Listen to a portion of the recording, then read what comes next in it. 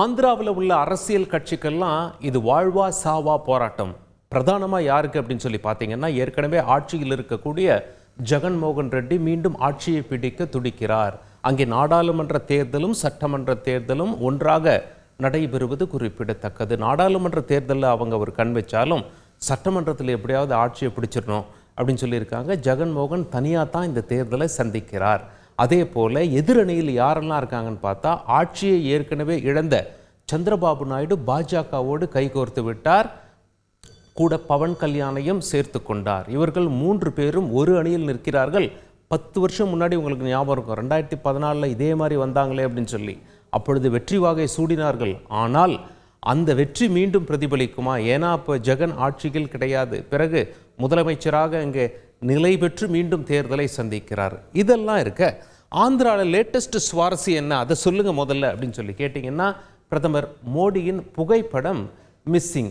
ஆந்திர அரசியலில் சடுகுடு குழப்பத்தில் ஆந்திர மக்கள் எங்கே மிஸ்ஸிங் அப்படின்னு சொல்லி பார்க்கும் பொழுது இங்கே பாருங்கள். அதாவது நாங்கள் ஆட்சிக்கு வந்தால் இதெல்லாம் செய்வோம் அப்படின்னு சொல்லி சந்திரபாபு நாயுடு, பவன் கல்யாண் மற்றும் பாஜகவினுடைய மாநில தேர்தல் பொறுப்பாளர் அங்கே நிற்கிறார். இவங்க கையில் அது வச்சுருக்காங்க. பார்த்தீங்களா, அந்த புக்லெட் வச்சுருக்காங்க.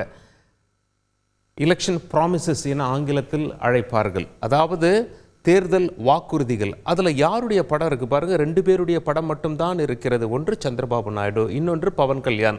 பாஜக கூட்டணியில் இருக்கிறது. ஆனால் பிரதமர் மோடியின் படம் அங்கே இடம்பெறவில்லை. இது மிகப்பெரிய சலசலப்பை ஏற்படுத்தியிருக்கிறது. அது மட்டும் இல்லை, பாஜகவின் மாநில தேர்தல் பொறுப்பாளர் மேடையில் இருந்தார். அவரிடம் இந்த தேர்தல் வாக்குறுதிகள் புத்தகம் கொடுக்கப்பட்டது. ஆனால் அதை அவர் வாங்க மறுத்து விட்டார். அப்போ கூட்டணிக்குள்ள என்ன சலசலப்பு, கூட்டணிக்குள்ள என்ன குழப்பம் என எதிர்க்கட்சியினர் பேச ஆரம்பித்து, அதாவது அவர்களுக்கு எதிராக நிற்கின்ற ஜெகன்மோகன் ரெட்டி, காங்கிரஸ் எல்லாம் பேச ஆரம்பிச்சிட்டாங்க. முதல்ல அந்த மேடை காட்சிகளை பார்த்து விடுவோம்.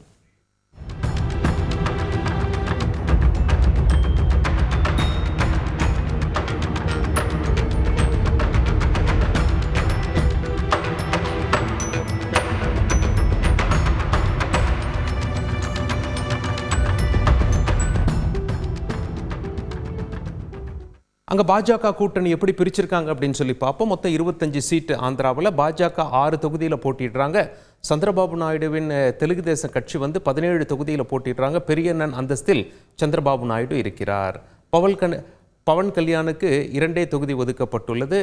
எதிரணியில் இருக்கக்கூடிய ஜெகன்மோகன் ரெட்டி 25 தொகுதிகளிலும் களம் காணுகிறார். அங்கே காட்சி இப்படி இருக்க, ஜெகன்மோகன் என்ன சொல்ல ஆரம்பிச்சிட்டார் அப்படின்னா, பார்த்தீங்களா தேர்தல் வாக்குறுதின்னு சொல்லி ஒரு புத்தகம் போடுறாங்க. கூட்டணியில் 3 கட்சிகள் இருக்கு. 2 கட்சியின் தலைவர்கள் படம் மட்டும்தான் அதில் இருக்கிறது.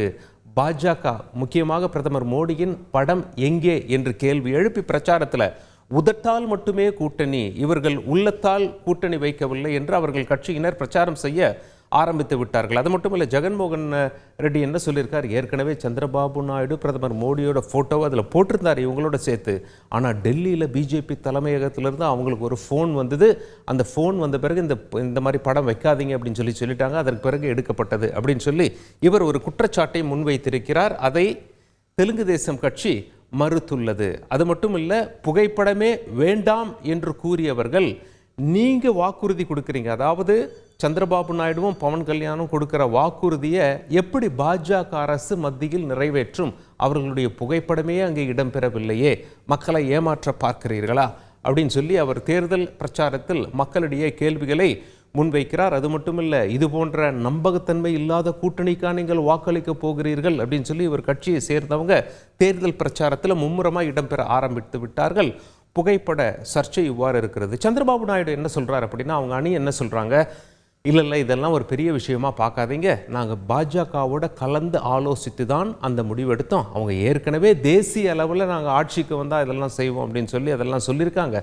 நாங்கள் மாநில அளவில் இதெல்லாம் சொல்லியிருக்கோம். அதனால் அது வேறு இது வேறு, அப்படி தான் நீங்கள் பார்க்கணுமே தவிர இதில் சர்ச்சை எழுப்பாதீர்கள் என்றாலும் சர்ச்சை ஓய்ந்த பாடில்லை. மாநில அளவில் இருந்தாலும் அது பாஜகவினுடைய அங்கீகாரம் ஏன் அந்த அட்டையில் இல்லை என்ற கேள்வி எதிரணியில் இருக்கவங்க எழுப்புறாங்க. ஆந்திராவை பொறுத்தவரை அங்குள்ள அரசியல் விமர்சகர்கள் என்ன சொல்கிறாங்க, ஜெகன் ஏற்கனவே 5 ஆண்டுகள் என்ன செய்தாரோ அதை சொல்லி வாக்கு சேகரிக்கிறார். அப்படி பார்க்கும் பொழுது கிராமப்புறங்களில் அவருக்கு சாதகமாக இருக்குமா என்று பார்க்க வேண்டி இருக்கும் என்கிறார்கள். சந்திரபாபு நாயுடு ஏற்கனவே ஆந்திராவில் நிறைய வளர்ச்சிகளை கொண்டு வந்தவர். அதனால் நகர்ப்புறங்களில் அவருக்கு செல்வாக்கு இருக்கக்கூடும். இந்த கூட்டணிக்கு சாதகமாக அமையுமா என்று பார்க்க வேண்டி இருக்கும். கிராமப்புறங்களிலிருந்து மக்கள் திரண்டு வந்து அதிகமாக வாக்களிக்கிறாங்களா அல்லது நகர்ப்புறத்திலிருந்து மக்கள் திரண்டு வந்து அதிகமாக வாக்களிக்கிறார்களா என்பதை பொறுத்தும் இந்த தேர்தல் அமையும் அப்படின்னு சொல்கிறாங்க. ஆந்திராவில் 13ஆம் தேதி வாக்குப்பதிவு நடைபெறுவது குறிப்பிடத்தக்கது. வாழ்வா சாவா போராட்டத்தில் ஆந்திர அரசியல் கட்சிகள் இருக்கிறதுனால மிக மும்முரமாக செயல்பட்டு கொண்டிருக்கிறார்கள். 2014ஆம் ஆண்டு கூட்டணியை பாஜகவும் சந்திரபாபு நாயுடுவும் பவன் கல்யாணும் ரிப்பீட் செய்தது அவர்களுக்கு கை கொடுக்குமா என்பதை பார்க்க வேண்டி இருக்கும். அது மட்டுமல்ல, காங்கிரஸ் கட்சி இந்த முறை ஒரு உத்தி என்ன அப்படின்னா, ஜெகன்மோகன் ரெட்டி அவர்களுடைய சகோதரியான ஷர்மிளாவை காங்கிரஸ் கட்சி பொறுப்பில் போட்டு அவரிடம் தேர்தல் பொறுப்புகள் முழுமையும் ஒப்படைத்திருக்கிறார்கள். அவர் ஜெகன்மோகன் ரெட்டியை விமர்சனம் கிடைக்கும் எந்த வாய்ப்பையும் தவறவிடுவதே கிடையாது. சற்றே குறை வைக்காமல் முழுமையாக விமர்சனம் செய்து களமாடுகிறார். எனவே ஜெகன்மோகன் அவர்களுடைய வாக்கை அவர் பிரிப்பாரா? ஷர்மிளா அவர்களுக்கு எந்த அளவுக்கு செல்வாக்கு இருக்க போகிறது? இது காங்கிரஸ் கட்சிக்கு சற்றேனும் கை கொடுக்குமா என்றெல்லாம் பல முனைகளில் ஆந்திர அரசியல் உச்சகட்ட பரபரப்பை எட்டியுள்ளது. செய்திகளை உடனுக்குடன் தெரிந்து கொள்ள உடனே சப்ஸ்கிரைப் பண்ணுங்க.